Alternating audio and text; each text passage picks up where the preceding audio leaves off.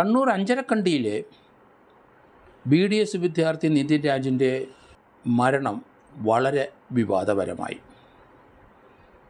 നിതിൻ രാജ് നല്ല സമർത്ഥനായ വിദ്യാർത്ഥിയാണ്, നല്ല വിവേകമുള്ള തൻ്റേടിയായ വിദ്യാർത്ഥിയാണ്, ക്ലാസ് ലീഡറായിരുന്നു.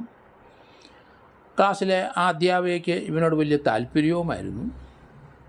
പക്ഷേ അവിടെയുള്ള അനാട്ടമി വിഭാഗം മേധാവി ഡോക്ടർ MK റാം അയാളൊരു മനുഷ്യമൃഗമാണ് എന്ന് പറയുന്നുണ്ട്.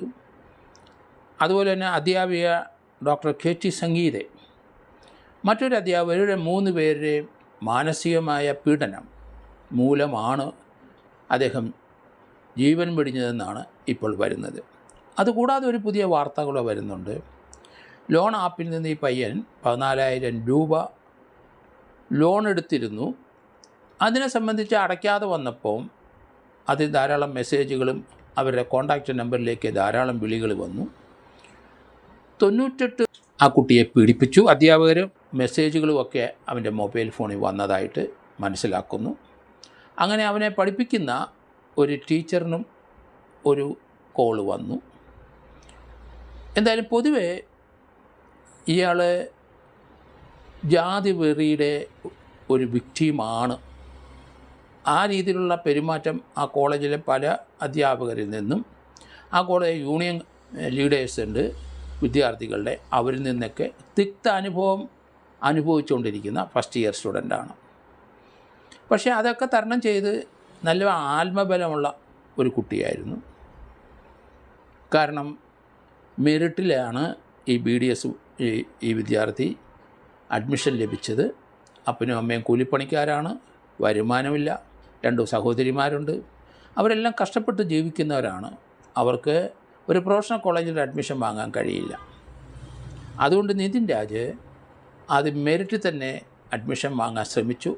ആദ്യത്തെ 2 ശ്രമവും പരാജയപ്പെട്ടു. വീണ്ടും മെനക്കെട്ട് കുത്തിയിരുന്ന് പഠിച്ച് 3ാമത്തെ ചാൻസിൽ പാസ്സായി. അതൊക്കെ അവിടെയുള്ള വിവരമില്ലാത്ത അധ്യാപകർക്ക് അറിയാം. 3ാമത്തെ ചാൻസിലാണ് വന്നത്.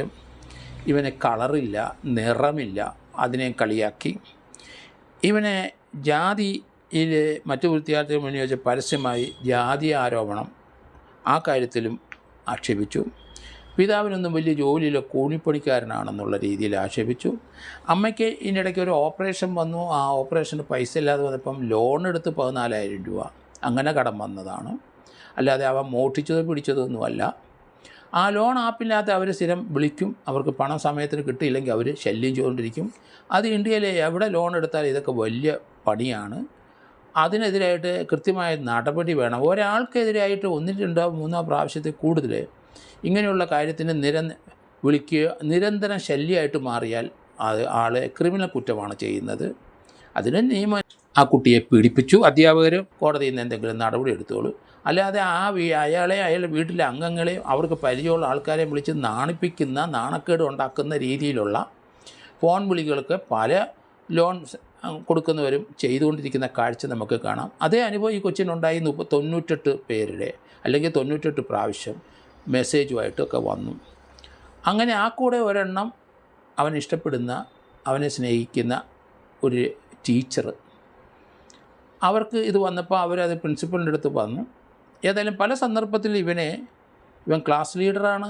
ഇവനെ അവരുടെ അധ്യാപകരുടെ മുറിയിലൊക്കെ വിളിച്ചു വരുത്തി MK റാമും അതുപോലെയുള്ളവരൊക്കെ കൂടുതൽ ഇവനെ ആക്ഷേപിച്ചിട്ടുണ്ട്, ജാതിവെറി കാണിച്ചിട്ടുണ്ട്, ഇവന് നിറമില്ലാത്തവനാണെന്ന് പറഞ്ഞിട്ടുണ്ട്, ഇവൻ പട്ടിയുടെ സമാനനാണെന്ന് പറഞ്ഞിട്ടുണ്ട്. ഇങ്ങനെയൊക്കെ ധാരാളം ആക്ഷേപം സഹിച്ച് അവിടെ പഠിക്കുന്ന ഒരു പയ്യനാണ്.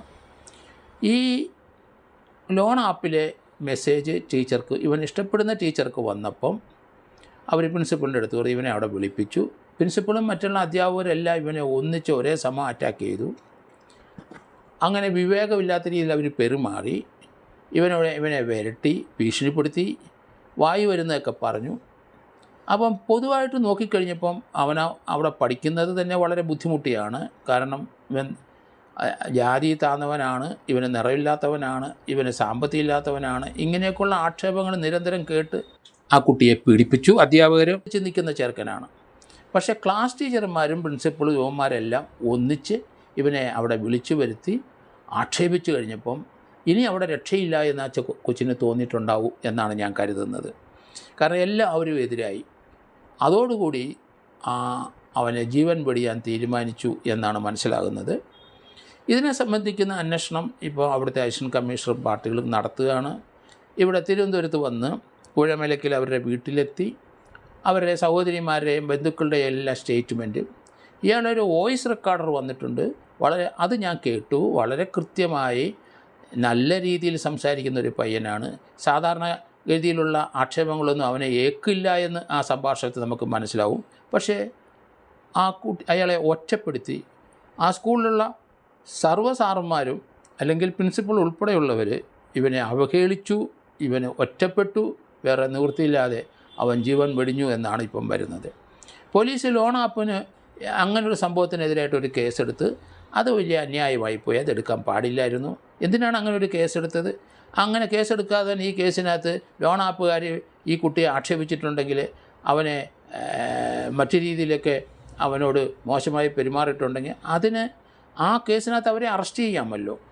ഇപ്പോൾ ജാതി വെറി കാണിച്ചിട്ടുണ്ടെങ്കിൽ SC/ST ആക്ടിൻ്റെ പരിധിയിൽ വരും. അധ്യാപകരും ഇവനെ ആക്ഷേപിച്ചവരെല്ലാം കേസിലെ പ്രതിയാവും. ഒന്നടങ്കമില്ലാതെ എല്ലാത്തിനെയും പ്രതിയാക്കണം. അതിനൊന്നും അല്ലല്ലോ. അവരൊക്കെ പഠനമുണ്ടായ ഡോക്ടറേറ്റ് ഉണ്ട്, ധാരാളം ഡിഗ്രി ഉള്ളവരൊക്കെ എങ്ങനെയാണ് ഒരു കുട്ടികളെ വളർത്തിക്കൊണ്ട് വരേണ്ടതെന്ന് മനസ്സിലാക്കണ്ടേ?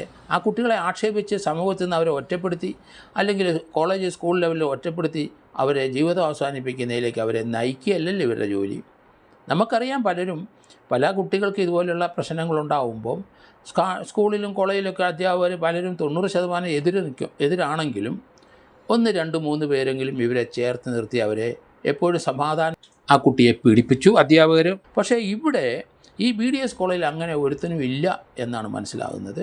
കുട്ടികൾക്കൊക്കെ ഡിഫക്റ്റും മറ്റ് പ്രശ്നങ്ങളൊക്കെ ഉണ്ടാവും. പക്ഷേ അവരെ ഒറ്റപ്പെടുത്തരുത്. അവരെ ഒറ്റപ്പെടുത്തി അവർക്ക് വേറെ നിവൃത്തിയില്ലാതെ വരുമ്പോഴാണ് ഇതുപോലുള്ള കൃത്യങ്ങൾ ചെയ്യുന്നത്.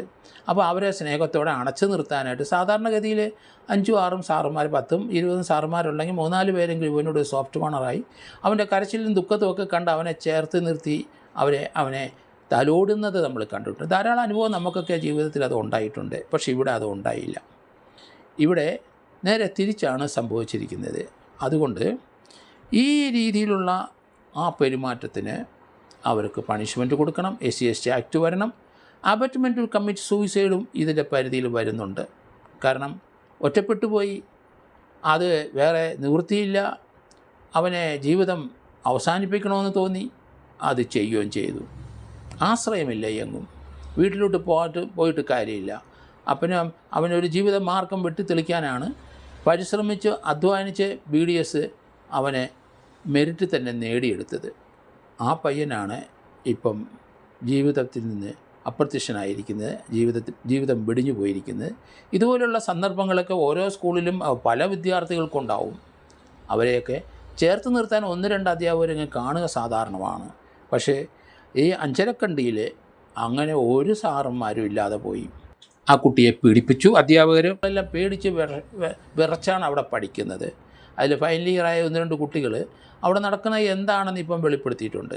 അതുകൊണ്ട് ഈ കേസിലേക്ക് അറസ്റ്റ് ചെയ്ത കോളേജിലെ മുഴുവൻ ആൾക്കാരെ അറസ്റ്റ് ചെയ്യേണ്ടി വന്നാലും അറസ്റ്റ് ചെയ്യണം. നമുക്ക് നേരത്തെ ഒരാളെ നഷ്ടപ്പെട്ടിട്ടുണ്ടല്ലോ, നമ്മളത് മറന്നു പോകരുത്.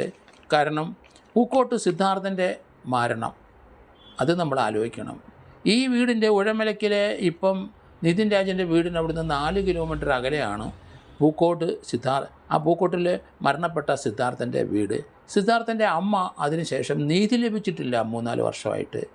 ആ അമ്മ വീട്ടിൽ നിന്ന് വെളിയിലിറങ്ങില്ല. സങ്കടപ്പെട്ട് വീട്ടിനകത്തിരിക്കുന്ന അമ്മ പതുക്കെ നടന്ന് നിതിൻ രാജൻ്റെ വീട്ടിൽ വന്ന് നിതിൻ രാജൻ്റെ അമ്മയെ ആശ്വസിപ്പിക്കുന്ന നമുക്ക് കാണാം. കാരണം നീതി ലഭിച്ചില്ല അവർക്ക്. അതേ അനുഭവം തന്നെ ഇവിടെ ഉണ്ടാകും. അതുകൊണ്ടാണ് നമ്മളെപ്പോലുള്ളവർ ഇത്ര ശക്തമായി പറയുന്നത്. ഒരു കുട്ടിയുടെ നഷ്ടം മാത്രമല്ല, പല കുട്ടികളും നമുക്ക് നഷ്ടപ്പെടാൻ പോവുകയാണ്. ഈ രീതിയിലുള്ള പെരുമാറ്റം വിദ്യാഭ്യാസമുള്ള ഡോക്ടറേറ്റുള്ള സാറുമാരിൽ നിന്ന് ഒരിക്കലും ഉണ്ടാകാൻ പാടില്ല. അവർ ആ അറിവ് സമ്പാദിച്ചിരിക്കുന്നത് ഇതിന് വേണ്ടിയിട്ടല്ലല്ലോ. ഇത്ര മ്ലേച്ഛമായ പ്രവൃത്തി, മ്ലേച്ഛമായ സംഭാഷണം, മ്ലേച്ഛമായ രീതിയിൽ പെരുമാറുക, ഇതൊക്കെ വിദ്യാസമ്പന്നരായ ഇവരിൽ നിന്നുണ്ടാകുമ്പോൾ അങ്ങനെയുള്ളവരെ നമ്മുടെ സമൂഹത്തിൽ ആവശ്യമില്ല, അങ്ങനെയുള്ളവരെ നമുക്ക് കോളേജിലും സ്കൂളിലും ആവശ്യമില്ല. അവരെയൊക്കെ പ്രതി ചേർത്ത് അവരെയൊക്കെ ഇവിടുന്ന് പിരിച്ചുവിടാനുള്ള നടപടിയിലേക്ക് ഗവൺമെൻറ് വരണം എന്ന് തന്നെയാണ് എൻ്റെയൊക്കെ വ്യക്തിപരമായ അഭിപ്രായം.